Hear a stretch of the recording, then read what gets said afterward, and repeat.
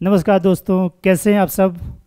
मैं यही आशा करता हूं और हमेशा कामना भी करता हूं कि आप सभी बहुत अच्छे ही होंगे और रहेंगे। दोस्तों, आज जैसा कि हम पिछले क्लास में प्रागैतिहासिक काल को पढ़ रहे थे, उसको हमने 3 भागों में डिवाइड किया था। पुरापाषाण काल, मध्यपाषाण काल और नवपाषाण काल। कल हम लोगों ने क्या है कि 2 कालखंड पढ़ लिए थे, पुरापाषाण काल और मध्यपाषाण काल। आज हम उसके तीसरे भाग की तरफ चलते हैं और वो क्या है, नवपाषाण काल।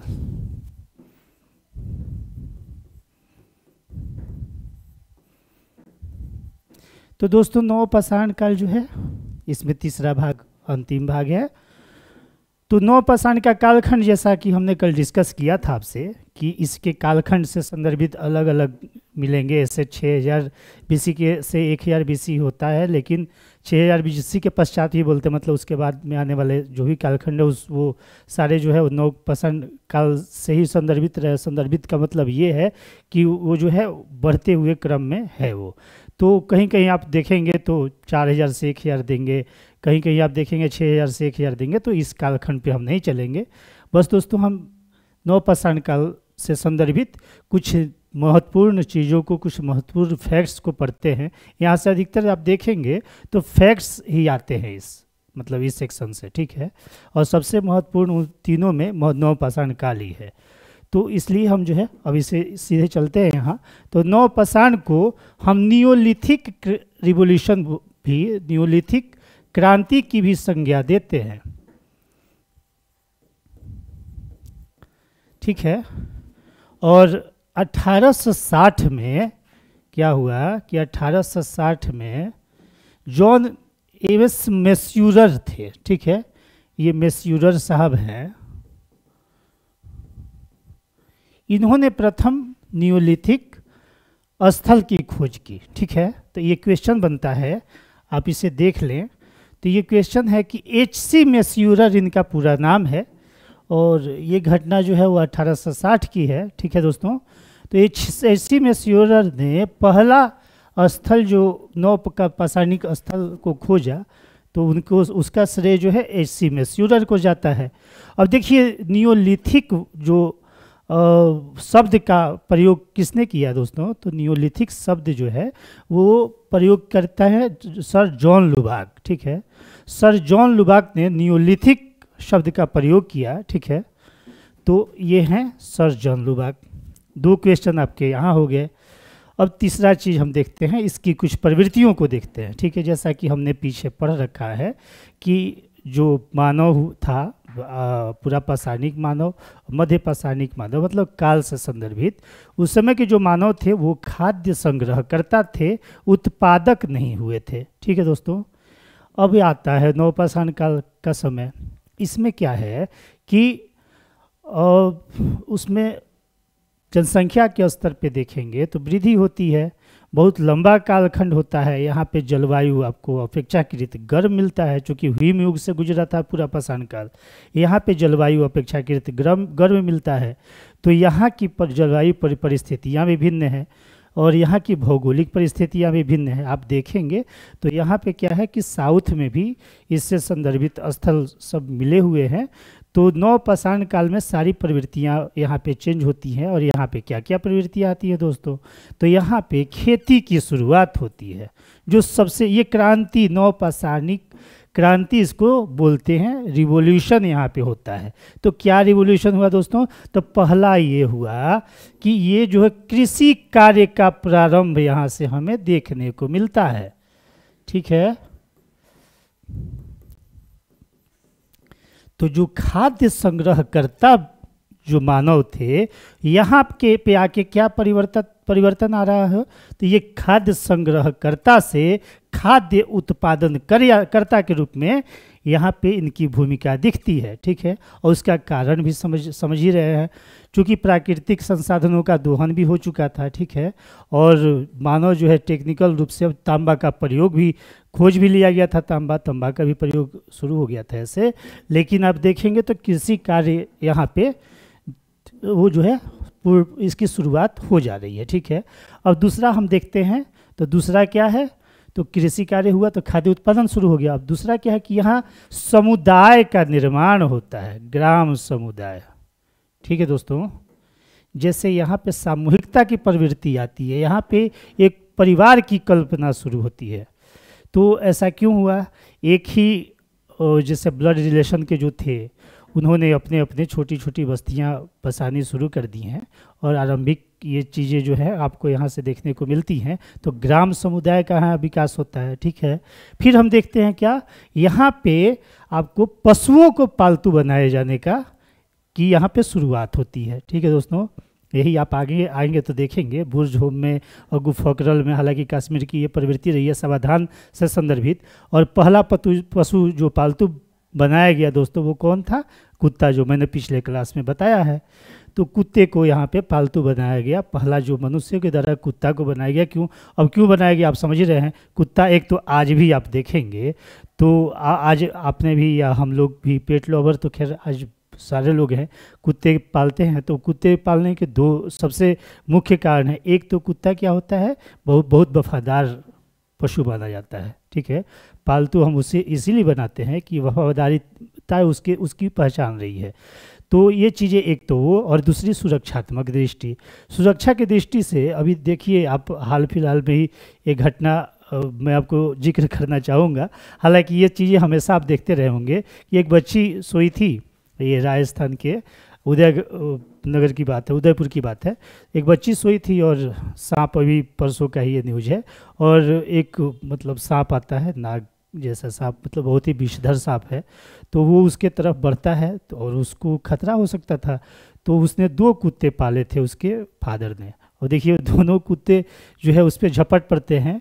दोनों बाद में एक तो खैर बचा लिया जाता है, एक बेचारा मतलब उसी हमले में, जैसे जो सांप है उसको डसता है तो उसमें जो है जहर पॉइजन फैल गया रहता है तो मारा जाता है। तो हमारे कहने का तात्पर्य ये है दोस्तों कि कुत्तों को पालने के हमारे मुख्यतः 2 दृष्टिकोण हैं, एक तो वफादारिता और दूसरा सुरक्षा कारणों से। तो यहाँ पे वही चीज़ें यहाँ निकल के आती हैं। तो कुत्ते को पाला गया, तो पालतू पशुओं को पालतू ये लोग बनाना शुरू कर दिए। ठीक है, और चलिए आगे बढ़ते हैं।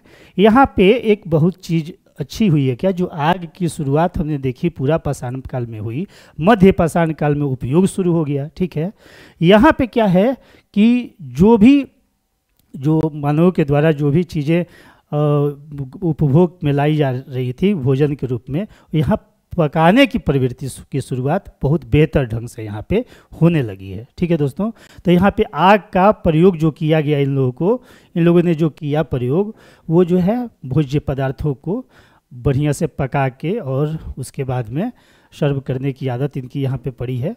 और जो पशुओं का शिकार या किया करते थे नॉनवेज वाले, जैसे नॉनवेज की जो जिनकी प्रवृत्ति थी, तो वो भी स्वादिष्ट लगा करता था।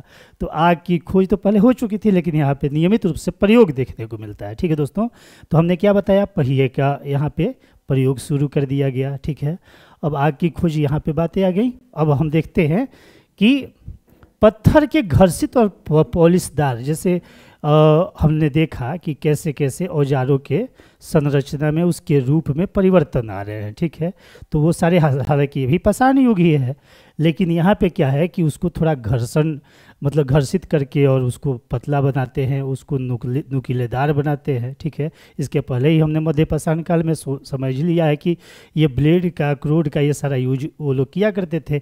यहाँ के आके और टेक्नोलॉजी आगे बढ़ती है। ठीक है, तीर कमान पहले ही हम मध्य पाषाण काल में ही पढ़ चुके हैं, प्रक्षेपास्त्र तकनीक वहाँ ही आ चुकी थी।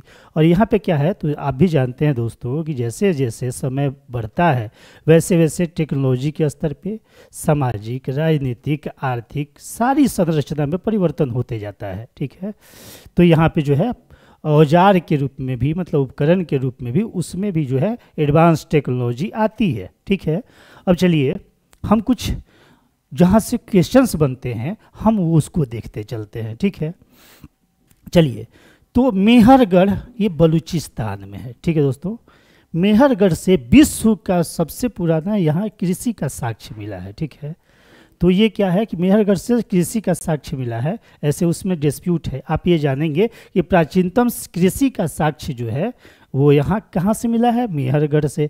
मेहरगढ़ कहाँ है? बलूचिस्तान में। और बलूचिस्तान कहाँ है दोस्तों? ये पाकिस्तान में। ठीक है, तो ये एक क्वेश्चन है जो क्वेश्चन हमेशा पूछते रहे हैं ये। ठीक है, अब आते हैं आप यहाँ पे क्या है कि जैसे ग्राम समुदाय की बात हो गई, यहाँ कुल्हाड़ी के डिजाइन के अनुसार, जैसे कुल्हाड़ी के डिजाइन मतलब कुल्हाड़ी के आधार पे, जैसे बनावट के आधार पे ये क्या है कि वस्तुओं मतलब ये जो बस्तियां यहाँ पे बसी उनको विभिन्न भागों में बांटा गया है। जैसे प्रत्येक भाग में, जैसे अभी देखेंगे हम नॉर्थ वेस्ट में कुल्हाड़ी का प्रकार आपको दूसरा दिखेगा। ठीक है, उसी तरह आप देखेंगे कि पूर्वी भारत में दूसरे तरीके की कुल्हाड़ियाँ पाई जाएंगी। तो ये क्या है, अलग अलग बस्तियों का यहाँ पे आपको निर्माण। यहीं पे आप देखेंगे दोस्तों, तो यहीं पे आपको अस्थाई बस्ती के भी मतलब साक्ष्य मिलने शुरू होते हैं। ठीक है, तो इसके आधार पे हम जो है कुछ क्षेत्रों में इसको बांटते हैं। और उसमें क्या क्या है, नॉर्थ वेस्ट है। ठीक है, नॉर्थ वेस्ट का क्षेत्र है जो बलूचिस्तान वगैरह ये सारा जो पाकिस्तान से लगा हुआ, जम्मू कश्मीर से लगा हुआ जो क्षेत्र है नॉर्थ वेस्ट का। उसके बाद उत्तरी क्षेत्र देखते हैं, कश्मीर घाटी का जो क्षेत्र है वो उत्तरी क्षेत्र में आता है। उसी तरह दक्षिण भारत की चीज़ें जो कि अभी हम पढ़ेंगे, दक्षिण भारत में भी इसके स्थल जो मिले हैं। फिर दक्षिण पूर्व में जो मतलब स्थल मिले हैं, जैसे आप इलाहाबाद में मिर्ज़ापुर है, मतलब यूपी में मिर्ज़ापुर इलाहाबाद, तो ये जो है दक्षिण पूर्व के अंतर्गत हैं। फिर मध्य पूर्व क्षेत्र का जो है वो कहाँ है, उत्तरी बिहार का क्षेत्र जो है उसको मध्य पूर्व क्षेत्र के अंतर्गत रखा गया। उसके बाद पूर्वोत्तर का क्षेत्र है। ठीक है, उधर असम वगैरह जो भी 7 सिस्टर्स हैं उनकी बातें। उसके बाद में मध्य पूर्व में जो क्षेत्र रखा गया वो छोटा नागपुर, उड़ीसा, वेस्ट बंगाल, ये सारे क्षेत्र जो हैं तो क्षेत्र के आधार पे ये बांटा गया है। ये जो है इसकी उपयोगिता हमारे एग्जामिनेशन व्यू मतलब प्री में नहीं, इसकी उपयोगिता हमें मेंस में देखने को मिलती है, जो हम उसके आंसर्स सब्जेक्टिव टाइप के लिखते हैं। ठीक है दोस्तों, हमने एक मेरे जेहन में एक विचार आया तो मैंने इससे संदर्भित चीज़ों को का डिस्कशन आपके सामने रखा। ठीक है, चलिए अब हमने बताया नॉर्थ वेस्ट में कश्मीर का जो भाग है वहाँ से बहुत ही महत्वपूर्ण हमें कुछ साक्ष्य मिले हैं जिससे क्वेश्चंस हमारे रहते हैं। जैसे आपने बहुत एग्जामिनेशन में देखा होगा कि कौन से ऐसे जगह से मतलब मानव के साथ पालतू पशु को दफनाए जाने का साक्ष्य मिला है। और ये बहुत जगह पे ये क्वेश्चन पूछा, बहुत ही ये फेवरेट क्वेश्चन हर एक एग्जामिनेशन का है। तो बुर्ज होम, ये जो है वहाँ बुर्ज होम ही लगता है। और ये सारे बहुत सारे लोग आप में से ये चीज़ें जानते भी होंगे। एक नई चीज़ें बताऊँगा मैं आपको, जैसे गर्त आवास का साक्ष्य बुर्ज होम से तो मिला ही है, गुफकरल जगह है, यहाँ से भी गुफकराल, ये भी जम्मू कश्मीर में ही है, गुफकराल। ठीक है, ये बुर्ज होम से तो मिला ही है, भूमि के नीचे गर्त आवास का साक्ष्य मिला है। मतलब ये रहने के लिए, चूँकि आपको भी पता है दोस्तों, जो जम्मू कश्मीर का क्षेत्र है वो बहुत ठंडा पर क्षेत्र है, उस समय तो और भी ज़्यादा। अभी तो मान लो जलवायु परिवर्तन के चलते वहाँ पे थोड़ी सी जो है पहले से स्थितियाँ बहुत ज़्यादा अंतर आई हैं, वहाँ भी गर्मी का एहसास ऐसे बहुत ज़्यादा है ही। लेकिन यहाँ पे देखेंगे तो उस समय का जो कालखंड था, किसी तरीके के पोल्यूशन नहीं थे, किसी भी तरीके से अब जो है वहाँ ग्रीन हाउस इफ़ेक्ट्स की जो बात हम देखते हैं, जिसके चलते जलवायु में परिवर्तन आते हैं, ग्लोबल वार्मिंग की जो संकल्पना आती है, तो ये सारी चीज़ें तो अब आई हैं। लेकिन उस समय ये बहुत ही ठंडा प्रदेश हुआ करता था। तो वहाँ पे क्या है कि ये गर्त आवास बनाते थे, ज़मीन के नीचे जो है रहने की प्रवृत्ति वहाँ देखी गई थी। कौन कौन से जगह पे, बुर्ज होम और गुफकरल में। ठीक है, ये क्वेश्चंस हमारे बनते हैं। 2 क्वेश्चन हमने बताया आपको कि शवाधान, चूँकि शवाधान पद्धति उस समय डेवलप हो गई थी नवपाषाण काल में, और उसको क्या बोलते थे शवाधान पद्धति, शिष्ट समाधि। ठीक है, अब शिष्ट समाधि का एक मैं छोटा सा कहानी बताता हूँ आपको। ये किया क्या करते थे कि लाइफ आफ्टर डेथ पे इनका भरोसा हो चला था। ठीक है, ये डरते थे, मतलब भूत प्रेत ये सब आत्माओं से मतलब डरने के ऐसा मतलब अनुमान लगाया गया है इतिहासकारों के द्वारा, मेरा अनुभव नहीं है दोस्तों। तो ये करते क्या थे कि एक क्या करते थे कि एक जैसे मनुष्य के अस्थियों को, जो मतलब मानव जिसका इंतकाल देहांत हो जाता है, उसके अस्थियों को लेके, और ये क्या करते थे कि एक आयताकार वो बनाते थे पाषाण का, और उसमें ये अस्थियां जो है ऐसे रख दी जाती थी। और सिर्फ उसी मानव की नहीं, और सारे भी मानवों की अस्थियां यहाँ रख दी जाती थी, ठीक है। और बड़े बड़े पाषाण से इसको मतलब घेर दिया जाता था, ये पाषाण से घेर दिया जाता था। वो महापाषाण काल में बड़े बड़े पाषाण, सॉरी यहाँ पाषाण मतलब पत्थरों से घेर दिया जाता था। और यहाँ पे करते क्या थे कि उसके उपयोग की वस्तुएं, जैसे ये सोचते होंगे कि चलो यार ये जो है इसकी मृत्यु हो गई तो ये जहाँ भी रहेगा तो उसकी उपयोगिता तो रहेगी, खाना कैसे बनाएगा, ये जो है वहाँ पे जैसे नहाने के लिए जो भी व्यवस्थाएं वो उस समय की थी, तो नहाएगा कैसे, उसमें भी समस्या मतलब आएगी उसको। तो ये क्या है कि उसकी ज़रूरत की उपयोग की चीज़ें इसके ही साथ में रख दी जाती थी, ठीक है दोस्तों। तो ये हमने आपको एक छोटा सा उदाहरण बताया। तो ये मतलब ये शिष्ट समाधि का उदाहरण है, ठीक है। ये ब्रह्मगिरी से शिष्ट समाधि से संदर्भित हमारे बहुत सारे साक्ष्य मिले हैं। ये क्वेश्चन आपके महत्वपूर्ण है, इसीलिए मैंने उदाहरण बताया था। तो ब्रह्मगिरी आप बहुत महत्वपूर्ण है। ये जो है शिष्ट समाधि से, ब्रह्मगिरी स्थल से बहुत सारी इसके साक्ष्य मिलते हैं, ठीक है। अब चलिए आगे चलते हैं हम। अब इसमें क्या है कि इसके बुर्जहोम और गुफकरल के लोग भी जो है वो कृषि कार्य से वो परिचित थे वहाँ, ठीक है। कृषि की शुरुआत तो हो ही चुकी है, लेकिन वहाँ के भी लोग, तो ये उतना महत्वपूर्ण नहीं है। आप ये जानें ये कॉमन टेंडेंसी है, यहाँ पे कृषि कार्य शुरू हो गया है, ठीक है। अब यहाँ पे हमने जो बता दिया पालतू कुत्ता, तो वो चीज़ें हो गई। अब यहाँ पे एक और चीज़ के लिए विख्यात है ये, यहाँ पे मृदभांड के निर्माण के स्तर पे यहाँ विविधता देखने को मिलती है, ठीक है दोस्तों। यहाँ पे बुर्जहोम और गुफकरल में कई तरीके के मृदभांड का निर्माण किया जाता है, तरह तरह के मृदभांड। तो विविधता के रूप में ये क्वेश्चन आप देख लेंगे।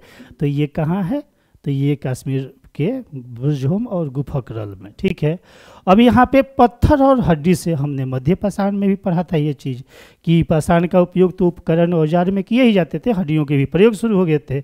अब यहाँ आप आते हैं तो यही अभी आएगा छपरा का चिरा, वहाँ से हड्डियों के जुड़े हुए बहुत सारे उपकरण पाए गए हैं, जो कि क्वेश्चन हमारे हमेशा पूछे जाते हैं। तो यहाँ भी पत्थर और हड्डियों के औजार शुरू हो जाते हैं, ठीक है। और देखिए इसी को माइक्रोलिथ उपकरण के रूप में हम देखते हैं। माइक्रोलिथ उपकरण होता क्या है दोस्तों, तो माइक्रोलिथ उपकरण बहुत छोटे छोटे उपकरण हुआ करते थे, जो हमने पिछले क्लास में आपको बताया था कि छोटे छोटे पशुओं का ये शिकार करना शुरू कर दिए थे। उसी तरीके से इन्होंने पक्षियों के भी शिकार करने शुरू कर दिए। और पक्षियों के शिकार से संदर्भित आपको मैंने बताया कि तीर कमान का आविष्कार हो चुका था।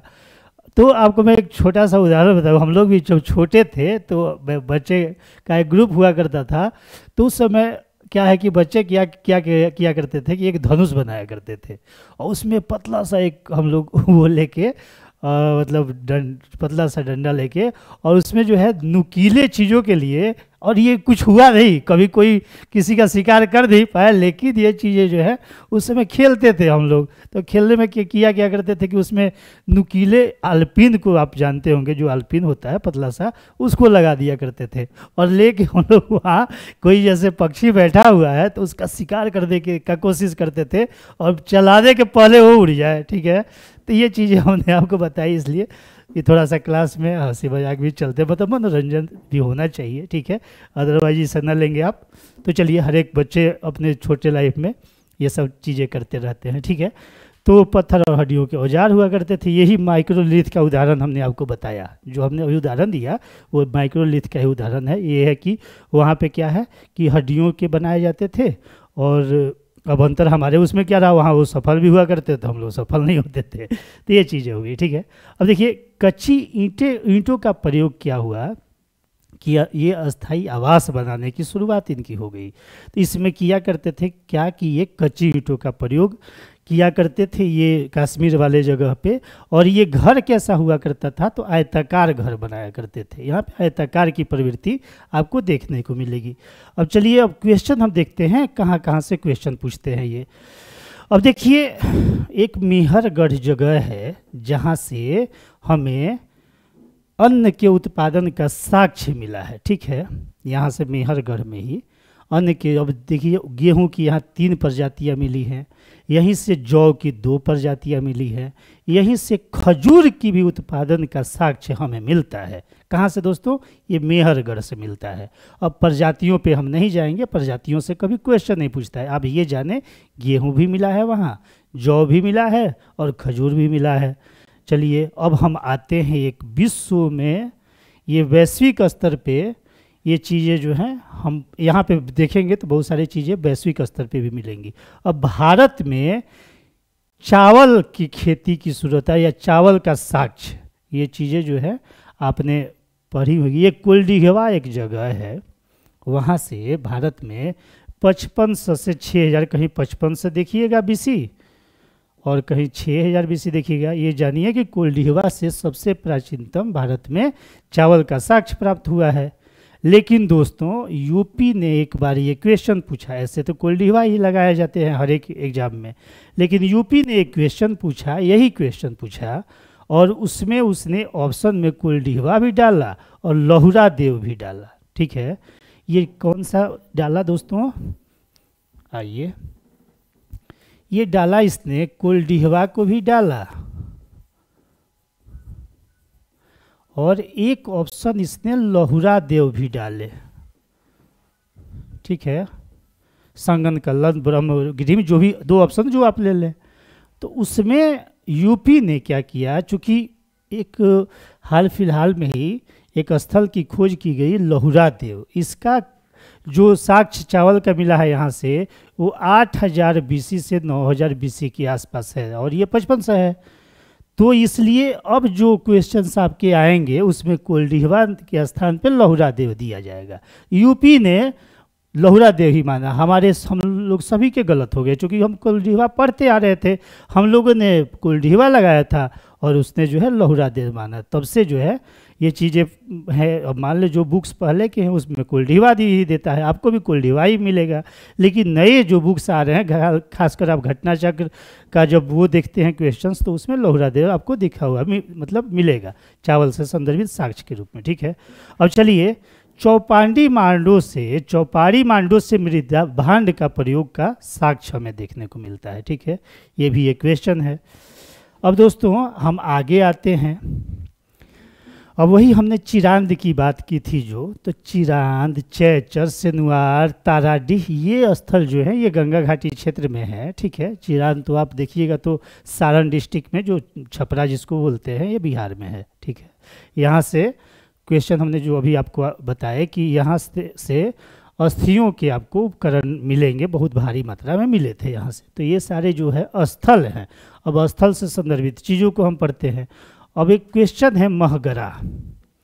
महगरा से गौशाला के संरचना की प्राप्ति हमें हुई है। ठीक है, तो गौशाला के संरचना की प्राप्ति महगरा से हुई है। यही गौशाला की प्राप्ति आपको दक्षिण भारत में हम अभी आएंगे तो वहाँ से भी गौशाला की प्राप्ति हमें हुई है। तो गौशाला संरचना ये बलेन घाटी यूपी में है, महगरा वहाँ से हुई है। अब चलिए देखिए, अब असम के भी जैसे पूर्वोत्तर क्षेत्र में हमने बताया वो चीज़ें। अब साउथ इंडिया से संदर्भित हम जगह को देखते हैं कहाँ कहाँ पे इसकी अवस्थिति पाई गई है। लेकिन दोस्तों एक चीज़ आप याद रखिएगा कि यहाँ पे नवपाषाणिक काल चल रहा है, लेकिन साउथ में उस समय नवपाषाण का काल नहीं है। साउथ में वहाँ पे एक तरीके से देखेंगे तो मध्यपाषाणिक प्रवृत्तियाँ वहाँ दिखाई देंगी। लेकिन कुछ स्थलों को हम देख लेते हैं तो साउथ इंडिया में कर्नाटक में मस्की है, ब्रह्मगिरी है, हल्लूर है, उसी तरह आप कुड्डल है, पिकली हल है, संगन कल्लन है। तमिलनाडु में देखेंगे तो पोचमपल्ली है, आंध्र प्रदेश में देखेंगे उतनूर है। ये सब जगहों से नवपाषाणिक उसके साक्ष्य मिले हैं। ठीक है, प्रवृत्तियों के स्तर पे जो है वो वहाँ पे थोड़ी भिन्नता देखी जाएगी। अब देखिए दोस्तों, नवपाषाण काल में जो हमने बताई, तो यहाँ पे चूंकि आपको मिलता है क्या, जौ के साक्ष्य मिलेंगे, गेहूं के साक्ष्य मिलेंगे, ठीक है, चावल के साक्ष्य मिलेंगे। वहाँ पे अब एक क्वेश्चन और है, आप देख लीजिएगा कि दक्षिण भारत में पहली फसल जो है, तो दक्षिण भारत की पहली फसल का साक्ष्य किस अन्न से संदर्भित होता है, तो यही रागी का। वहाँ पे दक्षिण भारत अगर पूछा आपसे कि प्रथम जो है अन्न का जैसे अनाज का सर्वप्रथम क्या उपयोग किया गया, तो रागी का उपयोग वहाँ दक्षिण भारत में मिलता है। ठीक है, ये दक्षिण भारत के इतिहास को जब हम पढ़ेंगे वहाँ भी ये चर्चा आएगी, लेकिन ये क्वेश्चन रूप में यहाँ पे ये जो पूछते हैं इस काल से, तो ये रागी, वहाँ पे रागी, यहाँ जौ गेहूँ, ये सारी चीज़ें, यहाँ जौ पहली और वहाँ रागी दक्षिण भारत में। ठीक है दोस्तों, तो चलिए यहाँ पे जैसे आपने देखा कि कृषि का यहाँ पे बहुत अच्छे तरीके से कृषि कार्य शुरू हो गए थे, मतलब कि कृषि कार्य का विधिवत यहाँ पे कार्य चल रहा था। लेकिन दक्षिण भारत में दोस्तों कृषि अभी भी गौण है। ठीक है, अभी भी उसकी प्रवृत्तियाँ जो हैं वो मध्य पाषाणिक काल के स्तर पे हैं। उसके कालखंड से भी संदर्भित देखिएगा तो ये तो आगे आपको कहाँ तक, तो 6000 से लेके ये, और ये यहाँ पे कालखंड से भी देखिएगा तो ये भी चीज़ें जो है वो बहुत बाद तक जाती हैं, नवपाषाण काल की प्रवृत्तियाँ वहाँ उभरने में। ठीक है, तो वहाँ कृषि गौण प्रवृत्ति है। ठीक है, और वहाँ पे देखिएगा तो 1000 BC तक हमने ये चीज़ अभी बताई आपको कि मतलब कालखंड के भी स्तर पे वहाँ पे बहुत पीछे तक जाता है। अब देखिए यहाँ पे मध्य पाषाण ये भी बता दिया हमने। अब खंती और कुदाल का प्रयोग यहाँ पे किया गया है। ठीक है, ये चीज़ें वहाँ भिन्न है। साउथ की बातें मैं बता रहा हूँ आपको कि वहाँ खंती का भी हमें प्रयोग देखने को मिलता है, कुदाल का भी प्रयोग देखने को मिलता है। ठीक है दोस्तों, तो खंती, कुदाल, गौशाला का प्रमाण, कृषि की अनुपस्थिति, उसके बाद में आप देखेंगे तो मतलब वहाँ पे जो स्थल जो उस समय समकालिक इस उत्तर भारत में क्या है कि नवपाषाणिक काल चल रहा था, वहाँ पे मध्य पाषाणिक संस्कृति में दक्षिण भारत के लोग थे। ठीक है, तो चलिए हम आगे पढ़ेंगे अब उसमें, तो ये चीज़ें जो है स्पष्ट तो आपको समझ में आएंगी। लेकिन हमने अभी जो भी आपको बताया, जहाँ से क्वेश्चन से राइज होते हैं हमारे एग्जामिनेशन हॉल में, और हमारा टारगेट अभी क्या है दोस्तों, अभी हमारे टारगेट विभिन्न तरीके के एग्जामिनेशन वाले प्रीलिम्स के एग्जामिनेशन है। तो प्रीलिम्स के एग्जामिनेशन में सब्जेक्टिव टाइप का उतना उसकी चर्चा यहाँ पे नहीं की जाएगी। ये चीज़ें जो है मेंस का जब स्तर आएगा तो बहुत अच्छे ढंग से इस चीज़ों को देखा जाएगा, और यही सारी चीज़ें जो है हमारे मेंस में अगर क्वेश्चंस आते हैं तो लिखी जाएंगी। ठीक है दोस्तों, तो चलिए ये हमने क्या हुआ, ये हमने आपको बताई। तो अब चलिए दोस्तों, अब नेक्स्ट क्लास में हम लोगों ने क्या किया था, मौर्य काल के पहले क्या है, अराजक गणतंत्र जो थे महाजनपद काल से संदर्भित, वो चीज़ें हम लोगों ने देख ली थी। ठीक है, विदेशी आक्रमण को भी देख लिया था हमने। अब मौर्य काल की शुरुआत होनी है, लेकिन दोस्तों उसके पहले जैसे बौद्धिक क्रांति, तो धर्म से संदर्भित क्रांतियाँ होती है, धार्मिक क्रांति जिसको बोलते हैं, और वो क्या है, बौद्ध धर्म, जैन धर्म। तो नेक्स्ट क्लास में या तो हम मौर्य काल से देखेंगे, आप वैसे आप कमेंट बॉक्स में आप बता दीजिएगा कि क्या आप पढ़ना आप चाहेंगे ऐसे, लेकिन नेक्स्ट क्लास में जैसा भी होगा आप लोग मुझे एक सजेशन देंगे, या तो मौर्य काल शुरू करेंगे या तो बौद्ध और जैन धर्म शुरू करेंगे। ठीक है दोस्तों, तो नेक्स्ट क्लास में फिर मिलते हैं, तब तक के लिए आपसे विदा लेना चाहेंगे। Thank you so much.